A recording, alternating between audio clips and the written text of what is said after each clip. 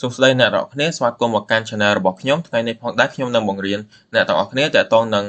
របៀប install Ubuntu នៅលើ VirtualBox មុននឹង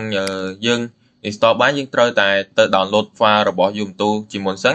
យើងចូលទៅbrowser ហើយយើងវាយពាក្យថា Ubuntu server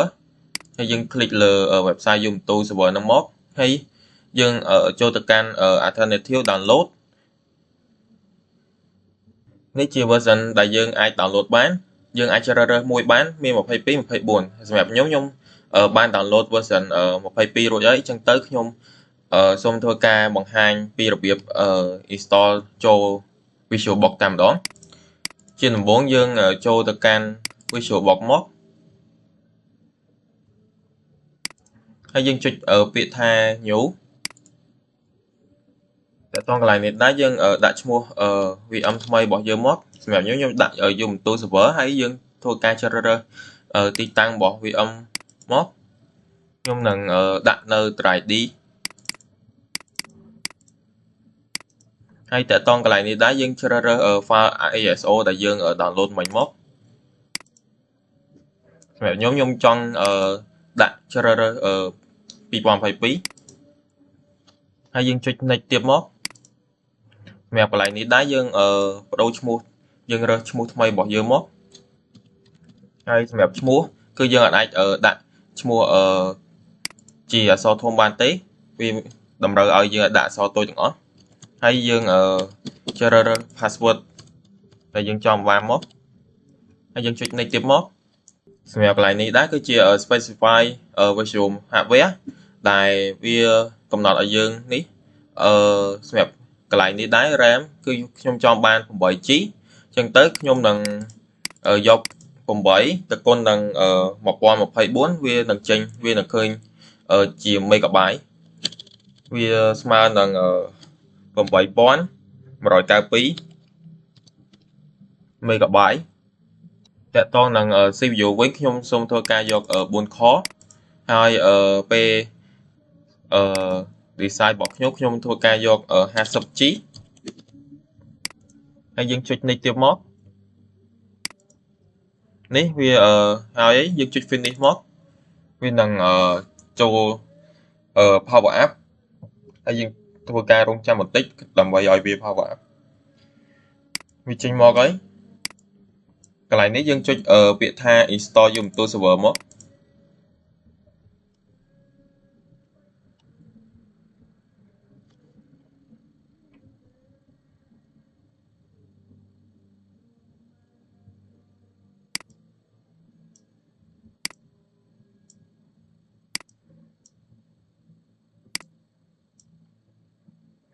ទាក់ទងកន្លែងនេះដែរយើងសូមធ្វើការរង់ចាំ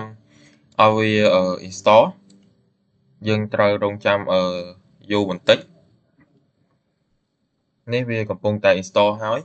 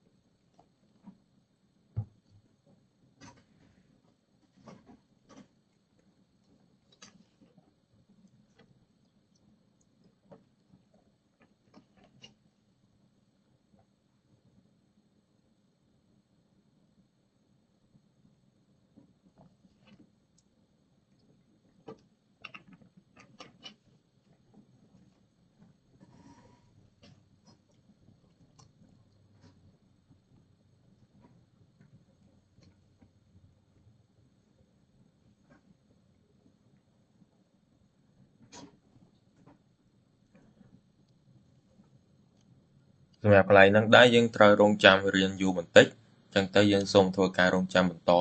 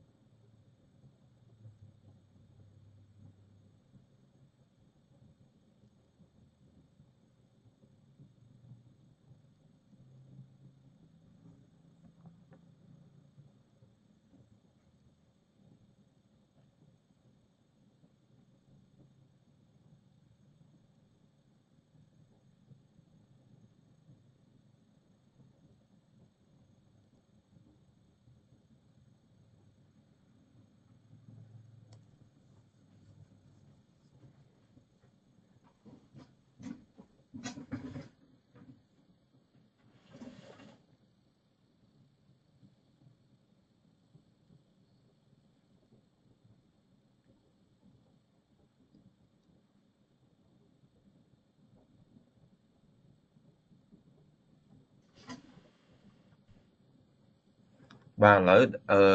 វាបានធ្វើការ install រួចរាល់ហើយ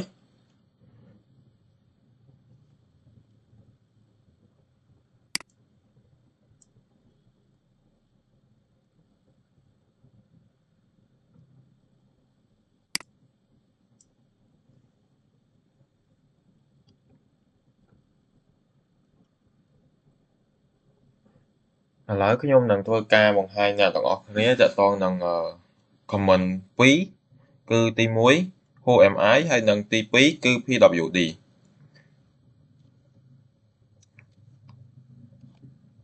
ឥឡូវយើងធ្វើការរង់ចាំបន្តិចឲ្យវាដើរដំណើរការរៀនស្រួលបន្តិចសិន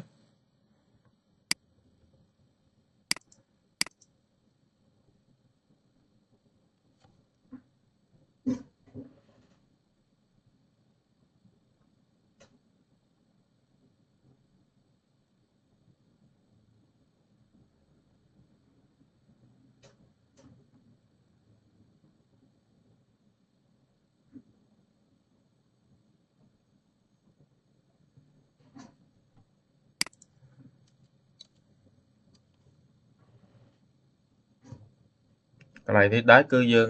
login user របស់យើងមកដែលមុនហ្នឹងខ្ញុំដាក់នេះចេញមកហើយពេលដល់កន្លែងនេះយើងប្រើ comment ដែលយើងនេះមក who am I ហើយនឹងមួយទៀតគឺ pwd បាទតកតងនឹងវីដេអូរបស់ខ្ញុំបានឈានដល់ទីបញ្ចប់សូមអរគុណអ្នកទាំងអស់គ្នាដែលបានទស្សនាតាំងពីដើមរហូតដល់ចប់សួស្តីអ្នកទាំងអស់គ្នាស្វាគមន៍មកកាន់ Channel របស់ខ្ញុំថ្ងៃនេះផងដែរខ្ញុំនឹងបង្ហាញអ្នកទាំងអស់គ្នាអំពី Basic Command Line មួយចំនួនដែលយើងប្រើប្រាស់នៅលើ Linux តកតងនឹង Command Line ដំបូងគេនោះគឺ pwd pwd ពាក្យពេញរបស់វាគឺ Present Working Directory ដែលវាប្រើសម្រាប់បង្ហាញយើងថាយើងឈរនៅលើទីកន្លែងណាដែលខ្ញុំឈរនៅលើ Home ពិភពហើយតកតងនឹង Command Line ទី2នោះគឺ ls វាបង្ហាញយើងតកតងនឹង list ដែលយើងមានហើយ command line ទី3នោះគឺ cd ជា command line ដែលយើងប្រើសម្រាប់ចូលទៅកាន់ directory មួយណាតកតងនឹងខ្ញុំចង់ចូលទៅកាន់ directory desktop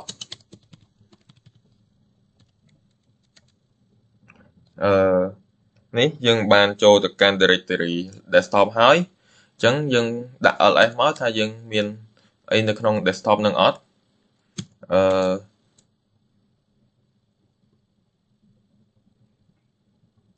សម្រាប់ខ្ញុំគឺអត់មានទេអត់មានអ្វីនៅអត់មាន list នៅក្នុង desktop ឬក៏ directory អី file អីនៅក្នុង desktop ទេបន្ទាប់មកយើងប្រើ command line មួយទៀតគឺ cd .doc ដែលជា command line ដែលយើងប្រើសម្រាប់ចេញពី directory desktop ឬក៏ directory មួយណាដែលយើងកំពុងទៅចូលនេះយើងបានចេញពី directory desktop រួចរាល់ហើយតើតើនៅបន្តខ្ញុំសូមធ្វើការចូលទៅកាន់ desktop ម្ដងទៀត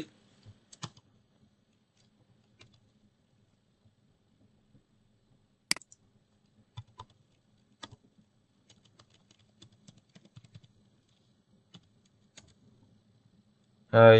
ខ្ញុំនឹងបង្ហាញ command line មួយទៀតគឺ mkdir ជា command line ដែលបង្កើតសម្រាប់បង្កើត directory ថ្មីខ្ញុំសូមធ្វើការបង្កើត directory មួយដែលមានឈ្មោះថា su30 ហើយយើង list វាមើលនេះមានហើយcommand line មួយទៀតនោះគឺ touch ដែលសម្រាប់បង្កើត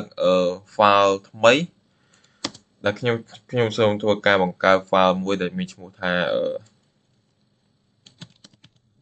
ពិភព .txt ជា file មួយសម្រាប់សរសេរ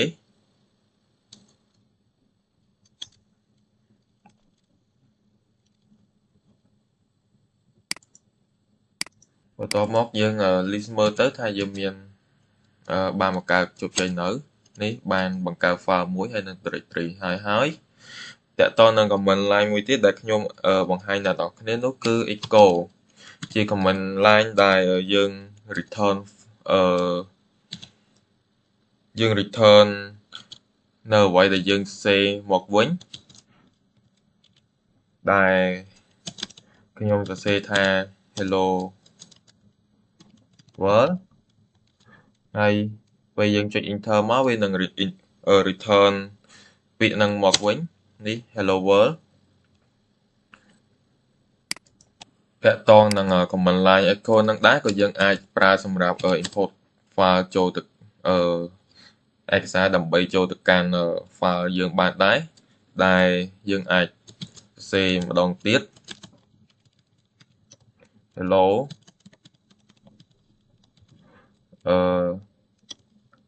ហើយយើង import វាទៅចូលទៅកាន់ file ពិភព .txt មក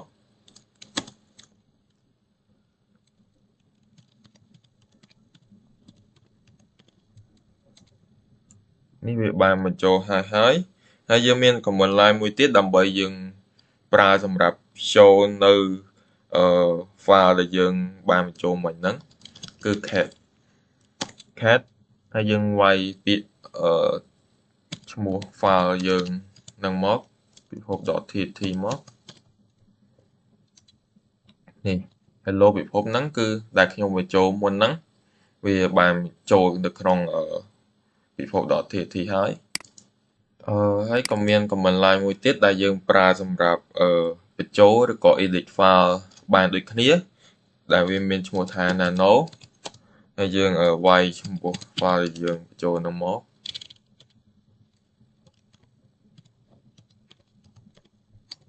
នេះវាយើងអាច edit ក៏បានឬក៏យើងអាចបន្ថែមក៏បានសម្រាប់ខ្ញុំនឹងបន្ថែម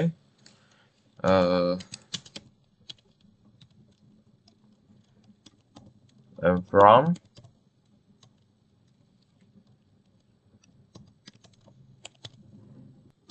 បន្ទាប់មកយើង save file នឹងមកដើម្បី save file យើងចុចពាក្យថា Ctrl X ហើយវានឹងសួរយើងឯថាតើយើងចង់ save វាដែរឬអត់អញ្ចឹងយើងចុច Ctrl Y មកវាស្មើនឹង yes បន្ទាប់មកយើងចុច Enter មកហើយដើម្បីយើងឆែកមើលថាវាបានបញ្ចូលជោគជ័យនៅយើងប្រើ command cat ម្ដងទៀតមកនេះវាបញ្ចូលជោគជ័យហើយបន្ទាប់មកខ្ញុំមាន command មួយទៀតដែលជា command មួយដែលសម្រាប់យើងធ្វើការ move ពីឯកសារពីមួយកន្លែងទៅមួយកន្លែងទៀតmv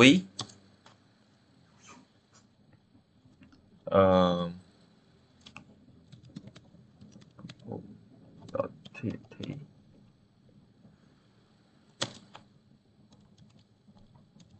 ហើយយើងវាយឯកសារដែលយើងផ្ទុកនឹងនៅ directory មួយណាយើងវាយ directory desktop នឹងមកហើយយើងបញ្ជូនទៅ su30 នេះវាបានបញ្ជូនជោគជ័យហើយបន្ទាប់មកយើងធ្វើការឆែកថាតើវាបញ្ជូនជោគជ័យនៅ ls su30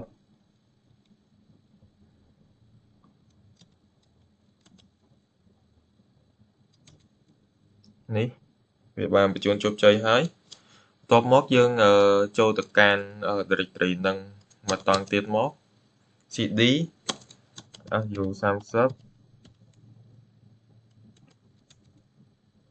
នេះយើងកំពុងតែឈរទៅនៅលើ desktop su30 ឥឡូវយើងសាកលេខស្វែងមើលថាវាមាន file អីនៅក្នុង su30 ហ្នឹងនេះមាន file មួយដែលមានឈ្មោះថាពិភព .txt នេះបន្ទាប់មកខ្ញុំនឹងបង្ហាញ command មួយទៀតដែលមានឈ្មោះថា rm ជា command មួយដែលសម្រាប់លុប file អញ្ចឹងយើងធ្វើការលុប file ដែលមានឈ្មោះពិភព .txt ហ្នឹងមក rm ពិភព .txt ហើយយើងសាកធ្វើការ list មើលថាវានៅមានទៀតអត់នេះវាដែលមានfile ដែលមានឈ្មោះពិភព .txt ហ្នឹងហើយបន្ទាប់មកយើងធ្វើការថយចេញមួយមកថយចេញពី su30 នោះមកគឺ cd ចុចនេះយើងកំពុងតែឈរទៅលើ desktop វិញដែលបន្ទាប់មកយើងនឹងធ្វើការលុប directory su30 នឹងចោលមាន command line មួយដែលមានឈ្មោះថា rm dir su30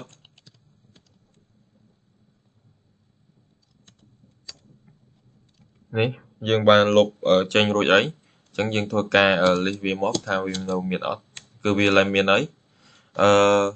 តើតើនៅ command line មួយទៀតមានឈ្មោះថា uname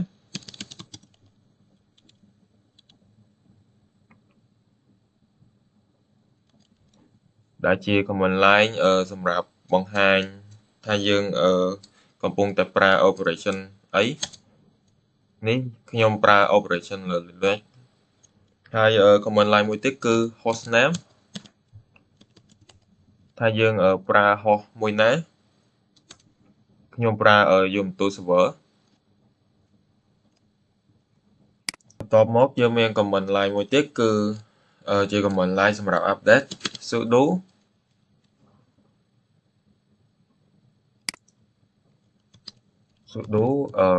apt update ហើយវាទាមទារឲ្យយើងវាយ password យើងចូលនេះវាកំពុងតែធ្វើការ update ហើយ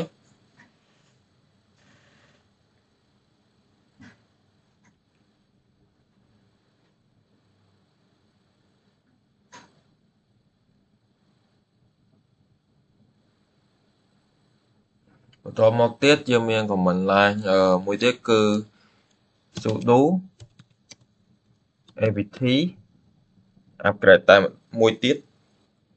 តែនេះវិញវាមានអីថ្មីចឹងទៅយើងវាយតាមគេទៅមក apt list upgradable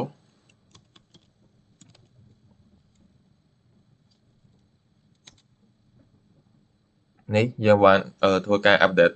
រួចរាល់ហើយចឹងទៅយើងវាយ command line មួយទៀតមក sudo apt លើកនេះ upgrade ម្ដងមុនហ្នឹងគឺ update ចឹងឥឡូវយើងវាយ upgrade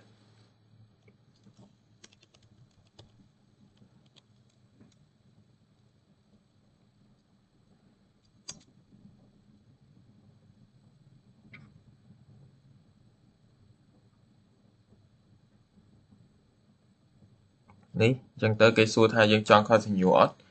យើងចុច yes មក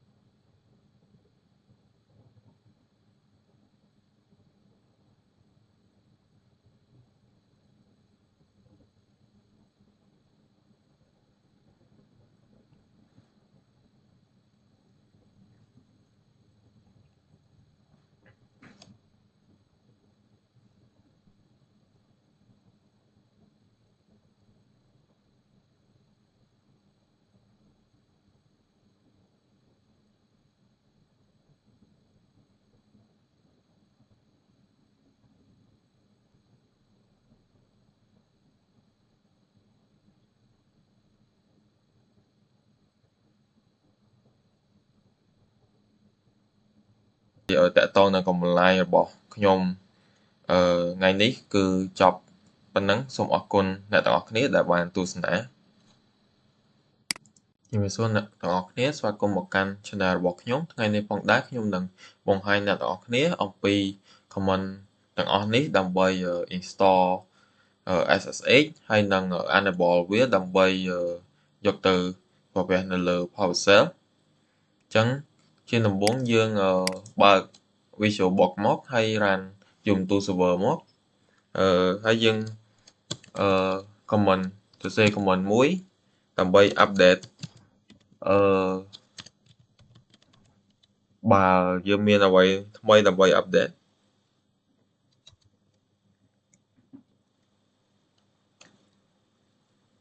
បន្ទាប់មកយើងវាយ apt list upgradable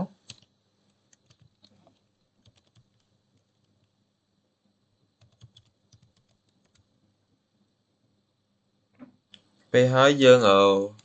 វាយ command មួយទៀតដើម្បីធ្វើការ install SSH sudo apt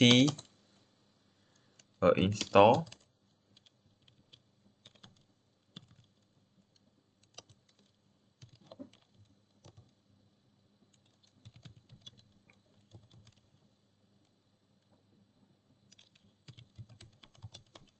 នេះ open SSH server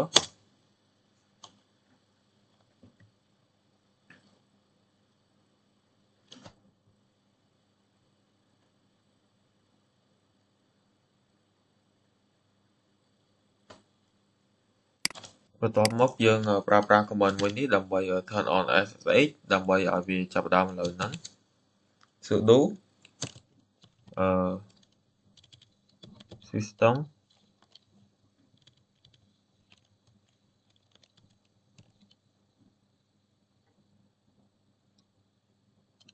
ctl enable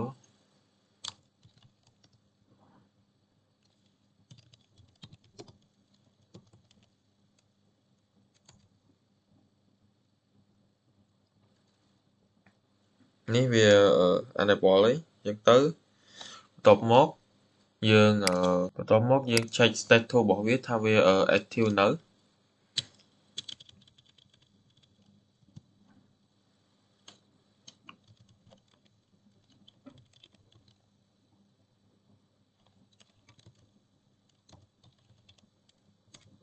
នេះ SSH ខ្ញុំបាន active ហើយតែឥឡូវយើងប្រើ command បន្ទាប់គឺដើម្បី allow SSH ជាមួយនឹង firewall sudo ufw allow SSH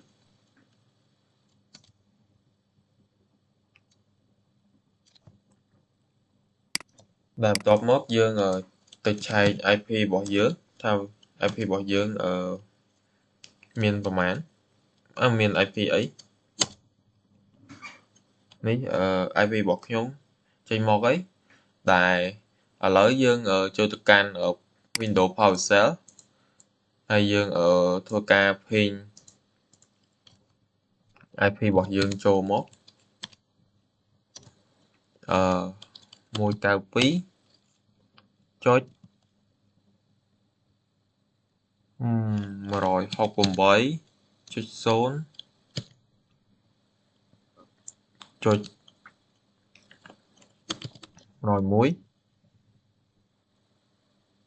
192.168.0 ហើយយើង enter មក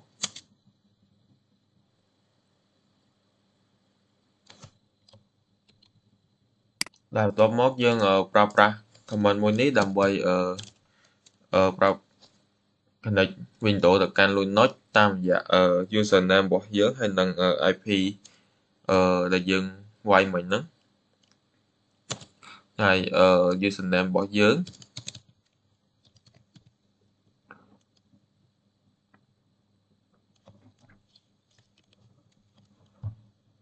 ហើយវាយ IP យើងចូលមក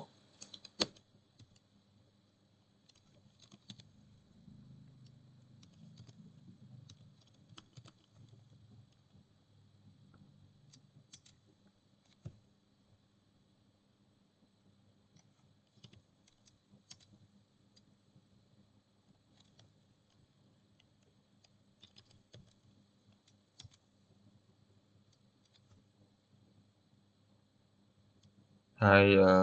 នេះយើងបាន connect ចូលហើយចឹងទៅយើងវាយ password យើងមក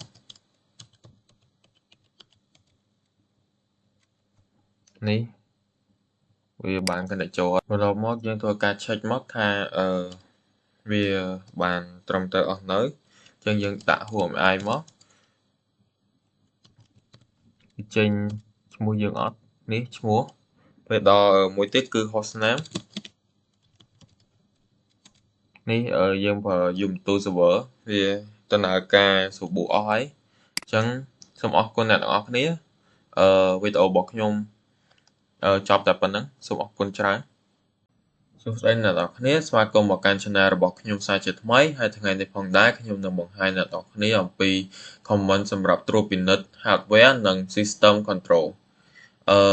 ដែល command ទី1នោះគឺ ls cpu ដែលវាសម្រាប់ធ្វើការបង្ហាញទិន្នន័យទាំងអស់ដែលនៅក្នុង CPU របស់យើងអញ្ចឹងទៅយើងវាយវាមក ls cpu ហើយនេះជាទិន្នន័យទាំងអស់ដែលនៅក្នុង CPU របស់ខ្ញុំបន្ទាប់មកយើងមាន command មួយទៀតគឺ stop ដែលជាដំបូងអ្នកទាំងអស់គ្នាត្រូវធ្វើការ install stop ជាមុនអញ្ចឹងបើអ្នកទាំងអស់គ្នាអត់ទាន់មាន ដែលខ្ញុំមានហើយតែខ្ញុំនឹងធ្វើការ install វាម្ដងទៀតឲ្យអ្នកទាំងអស់គ្នាមើលsudo apt install យើងវាយចឹងមកយើងពេលអ្នកនរគ្នាវាយតាមខ្ញុំអ្នកទាំងអស់គ្នានឹងអាច install atop បានហើយ sudo apt install atop នេះដែលខ្ញុំបាន install ហើយវា load ចឹងតែបើអ្នកទាំងអស់គ្នានឹង load រៀងយូរបន្តិចដើម្បី install វាចឹងយើងធ្វើការវាយ stop ចូលមកពេលដែលយើង install វាហើយនេះគឺជាreal time CPU usage ហើយនឹង process របស់យើងហើយតកតងនឹងកន្លែង PID នេះគឺPID ហ្នឹងគឺជា processor ID ដែលវាកំណត់សម្រាប់បង្ហាញយើងថាយើងប្រើប្រាស់អ្វីខ្លះហើយនៅពេលដែល error អីមួយយើងអាច kill វាដូចadd test ដែលនៅក្នុង test manager របស់យើងអញ្ចឹងហើយបន្ទាប់តែយើងហើយយើងអាច control C វាដើម្បីចាក់ចេញបន្ទាប់មកទៀតមានកន្លែងនេះគឺ RAM memory command ដែល command ទី1នោះគឺ free.h ដែលសម្រាប់បង្ហាញ RAM usage ជា human readable format អញ្ចឹងយើង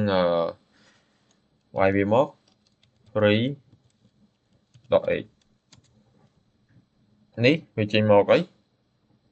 ដែលវាបង្ហាញចេញជា MB ហើយនិង GB gigabyte megabyte GI ហ្នឹងគឺ gigabyte ពេលដល់ M នេះគឺ megabyte បន្ទាប់មកយើងចូលទៅកាន់ storage ហើយនិង disk command ម្ដងដែលវាមានlist BIK នេះគឺវាជា string structure វាបង្ហាញឲ្យយើងជា string structure សម្រាប់ block device ហើយ partition អញ្ចឹងយើងវាយវាមក VLIS BIK BLK ច្រឡំនេះវាដូច structure មួយអញ្ចឹងបន្ទាប់មកយើងចូលទៅកាន់ network GPU information ម្ដងសម្រាប់កន្លែងនេះគឺ network command ដែល command ទី1នោះគឺ IP address សម្រាប់ឆែក network interface ឬក៏ឆែកIP address របស់យើងដែលយើងអាចវាយវាថា IPA វានឹងចេញហើយនេះគឺជា IP address របស់ខ្ញុំបន្ទាប់ពីនឹងដែរគឺយើងមាន command មួយដែរគឺនៅក្នុង storage វិញគឺ df.h ដែលវាសម្រាប់ឆែក disk space usage របស់យើងយើងអាចវាយថា df.h នេះគឺជា disk space usage របស់ខ្ញុំបន្ទាប់មកយើងទៅចូលទៅកាន់ process management ម្ដងគឺសម្រាប់ពិនិត្យហើយនឹង clear process ដែល command ទី1គឺ ps AUX នេះគឺដូចតា stop ដែរតែវាបង្ហាញ running process ទាំងអស់តែម្ដងអញ្ចឹងយើងវាយវាមក ps AUX នេះវា load មកហើយគឺ running ទាំងអស់គឺវានឹងបង្ហាញប្រាប់យើងដែលរាប់មកគឺ kill PID នេះគឺពេលដែលយើងវាយ command kill ហើយយើងដាក់ PID របស់វាមកវានឹង kill process ដែលយើងដាក់ PID នឹងចេញពេលដែលយើងមានបញ្ហាអីមួយហើយបន្ទាប់ពីហ្នឹងគឺ kill 19 PID នេះគឺដូចតែ kill PID ដែរតែគឺវា fault kill នៅពេលដែលយើងប្រើ kill PID ហ្នឹងអត់ដើរគឺយើងប្រើ fault kill តែម្ដងដើម្បីឲ្យបញ្ជាវាឲ្យ kill យកហ្មងតែបន្ទាប់មកវាចូលទៅកាន់ system shutdown ហើយនឹង restart command ដែលដំបូងគេយើងមាន shutdown command គឺ sudo shutdown now ពេលដែលយើងវាយពាក្យហ្នឹងគឺវានឹង shutdown តែម្ដងគឺ sudo shutdown now នៅពេលដែលយើងវាយ comment ហ្នឹងវានឹងធ្វើការ reboot កម្មវិធីរបស់យើង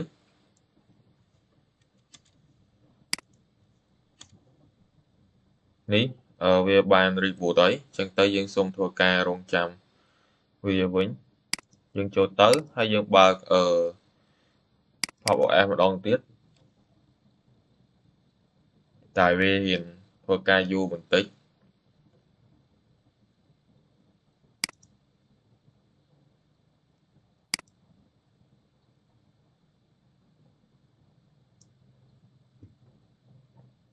នេះវាទាមទារ password អញ្ចឹងយើងដាក់វាមក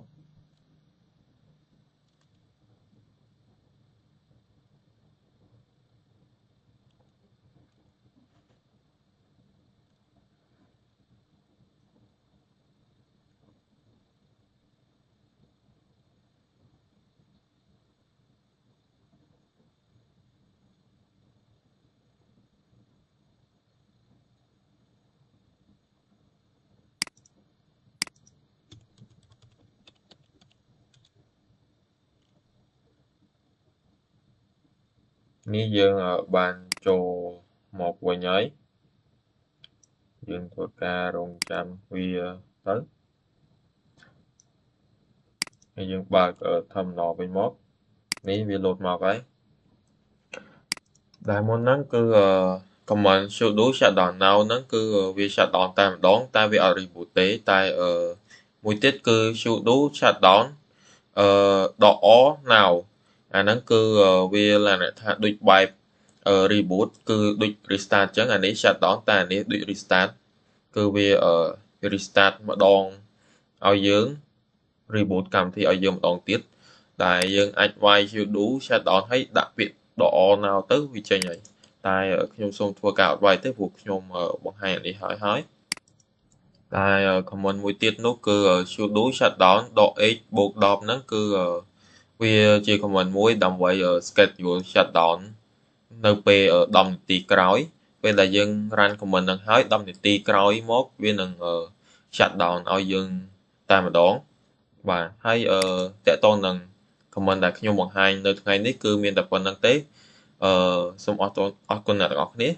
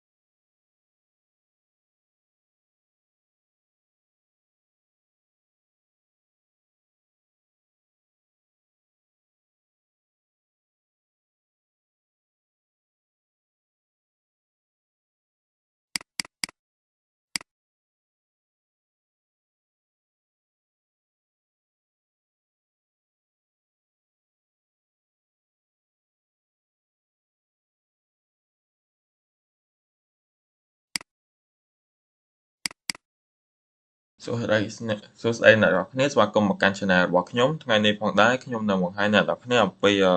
user management នៅលើ Ubuntu ដែលជាដំបូងយើងឆែក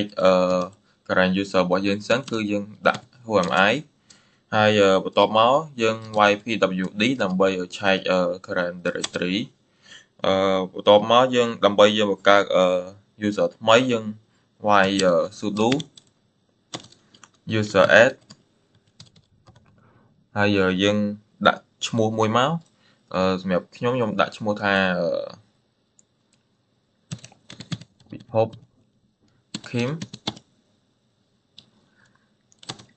ហើយយើងវាយពាក្យថា .m .s win was បន្ទាប់មកដើម្បីយើងshowថាវាចូលនៅយើងឆែកយើងវាយ ls .l /home/ នេះឈ្មោះពិភព Kim នេះវាចូលអីបន្ទាប់មកយើងវាយcat /etc/ pass ដើម្បីដាក់ password ឥឡូវយើងបង្កើត password វាគឺ sudo pass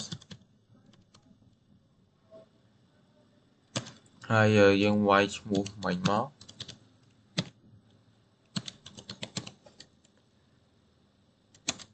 នេះវាទាមទារ password ថ្មីហើយយើងដាក់ password ថ្មីមួយមក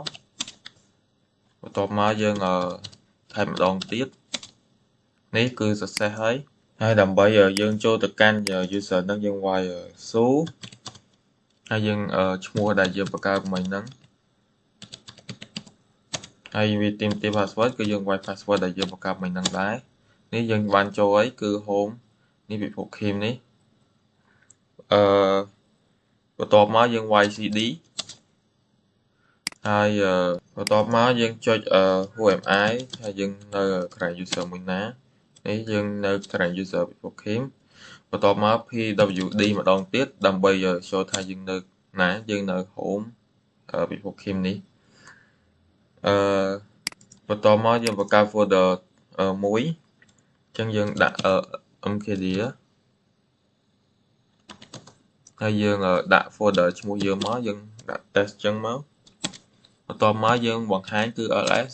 នេះវាចេញមកហើយបន្ទាប់មកយើងបង្កើត file មួយTXT គឺយើងចុច touch info.txt បន្ទាប់មកយើង ls វាមកនេះយើងបង្កើត file នឹងបានហើយបន្ទាប់ពីហ្នឹងយើងបើយើងចង់ចេញទៅវិញយើងចុច exit នេះយើងចេញមកវិញហើយគឺពិភព Kim មកពិភពវិញបន្ទាប់មកយើង cd វានេះហើយបន្ទាប់មកយើងឆែកម្ដងទៀតថាយើងឈរនៅកាន់ current user មួយណា whoami គឺពិភពវិញបន្ទាប់មក pwd នេះគឺវាចូលត្រឡប់ទៅពិភពវិញហើយបាទតកតងនឹងវីដេអូរបស់ខ្ញុំគឺចប់ប៉ុណ្ណឹងសូមអរគុណអ្នកទាំងអស់គ្នាសួស្តីអ្នកទាំងអស់គ្នាស្វាគមន៍មកកាន់ Channel របស់ខ្ញុំសាជាថ្មីហើយថ្ងៃនេះផងដែរខ្ញុំនឹងបង្ហាញអ្នកទាំងអស់គ្នាអំពី Group Management ហើយនិង User Management ក៏ដូចជា Permission របស់ Group ហើយនិង User ផងដែរដែលជាដំបូងយើងចូលទៅកាន់ PowerShell សិនអញ្ចឹងយើងដាក់ pwsh មកនេះចូលទៅកាន់ PowerShell ហើយយើងត្រូវ connect ទៅកាន់ ISH SSH យើងវាយ password វាមកនេះវាចូលហើយតែដំបូងយើង clear មួយសិនទៅហើយបន្ទាប់មកយើងបង្កើតក្រុមមួយsudo យើងដាក់ក្រុម add មកហើយយើងវាយឈ្មោះក្រុមរបស់យើងគឺ developer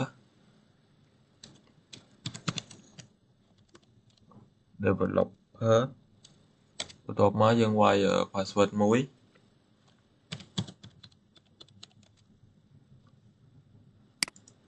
តែបន្ទាប់មកយើងបង្កើតក្រុមមួយទៀតគឺ ឈ្មោះUX UI UI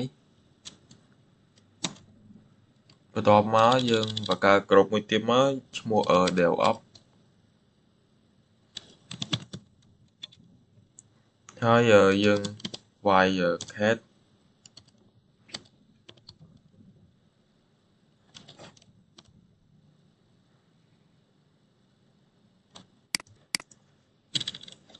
ក្រុមនេះចេញមកហើយនេះដែលជាក្រុម3របស់យើងហើយដំបូងយើងតេស្តមួយគឺយើងធ្វើការលុបចោលមួយ sudo ក្រុម del developer ហើយយើងសាក់cat មើលថាវាបានលុបហើយឬនៅ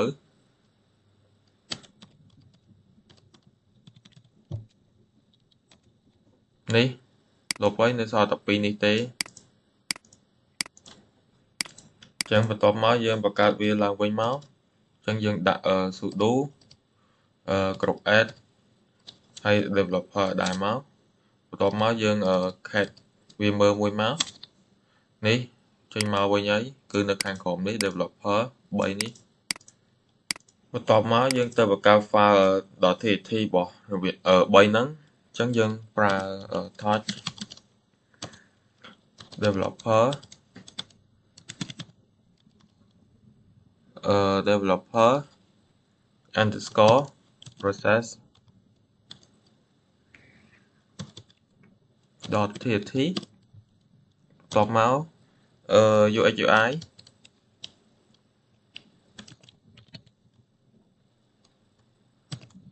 process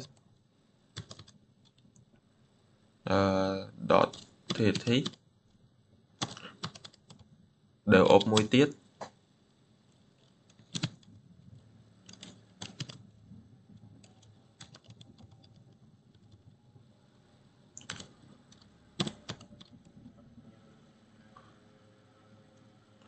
.tt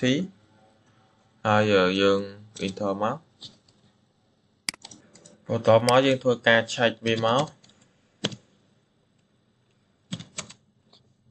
នេះគឺ3ដែលខ្ញុំបង្កើតមិញហ្នឹងបន្ទាប់មកខ្ញុំនឹងធ្វើការឆេញទៅកាន់755អញ្ចឹងខ្ញុំធ្វើការនេះមក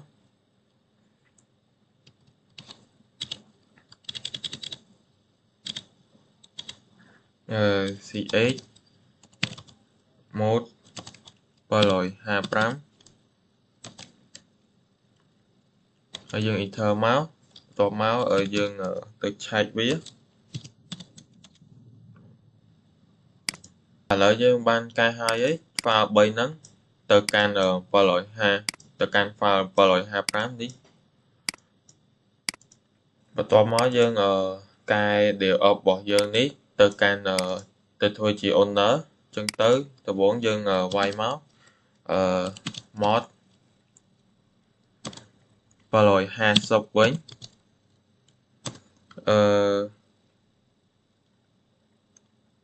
DevOps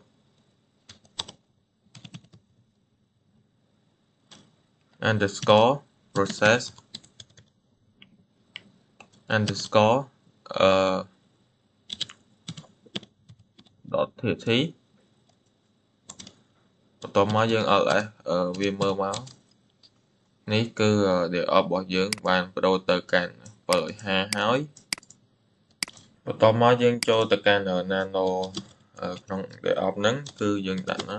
nano DevOps underscore process .tt ហើយកន្លែងនេះខ្ញុំដាក់ចំណាំវាគឺដាក់ hello DevOps ចាំមក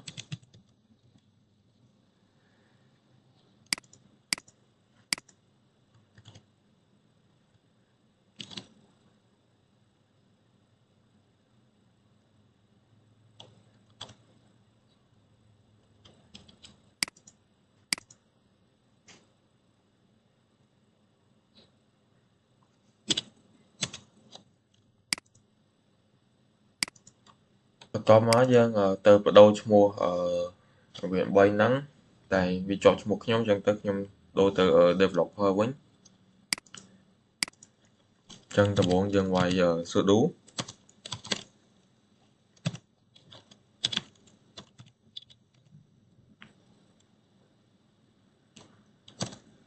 developer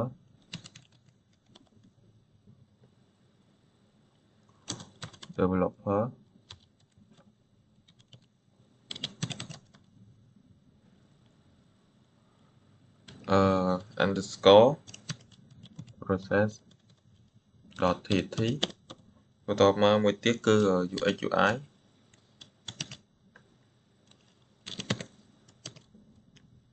process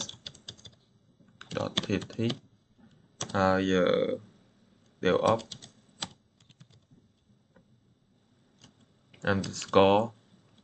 process .txt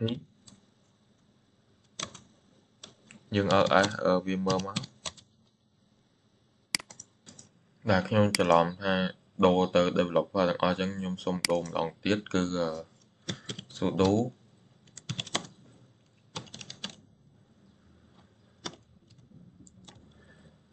សម្រាប់កន្លែងនេះគឺយើងដាក់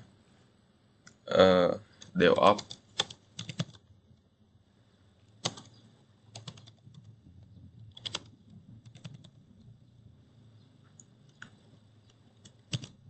process .txt បន្ទាប់មកគឺ sudo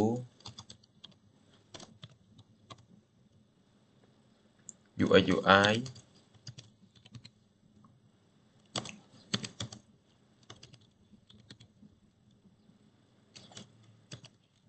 process .txt បន្ទាប់មកយើងឆែកវាមកនេះ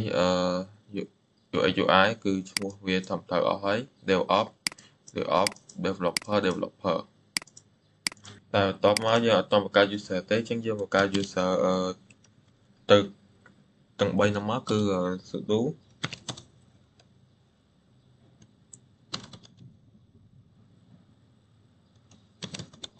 user សម្រាប់ user developer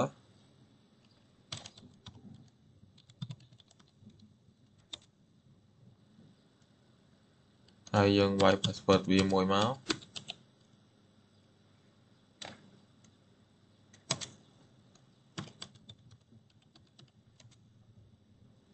នេះ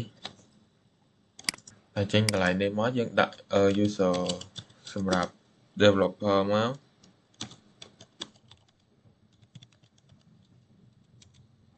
កន្លែងនេះយើងចុច enter រហូតមកកន្លែងនេះយើងចុច yes បន្ទាប់មកយើងចុចមួយទៀតគឺ sudo add user សម្រាប់ DevOps បន្ទាប់មកយើងចុច enter មកនេះយើងបង្កើត password ថ្មីហើយឈ្មោះរបស់វាគឺ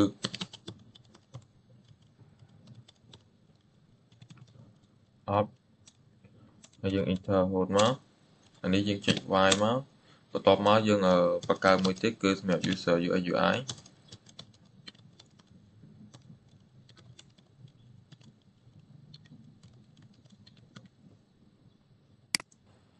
បន្ទាប់មកយើង enter មកយើងវាយ password វាមួយទៀតមក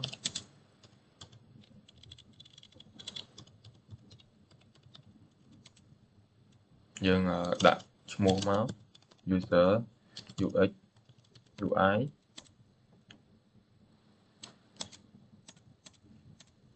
នេះយើង yes មកបន្តមកយើងវាយថា content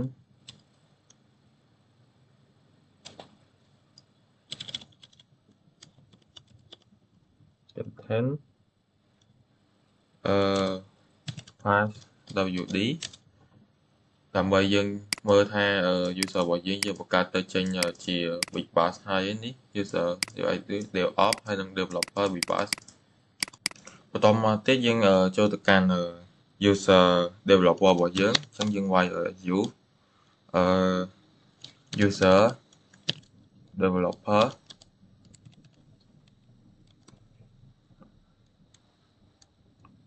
password វាមកហើយបន្តមកយើងដាក់ ls មួយមកយើងឆែកនេះគឺចេញមកហើយបន្តមកទៀត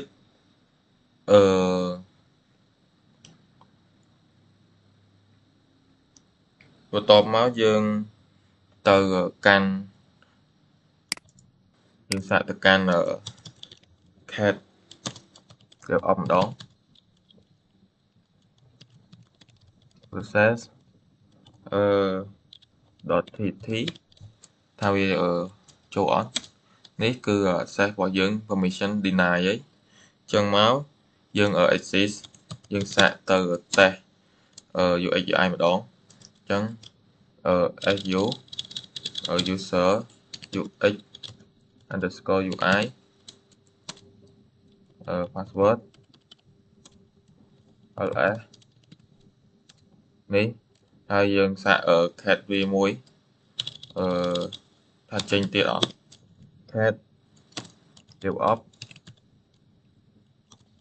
underscore process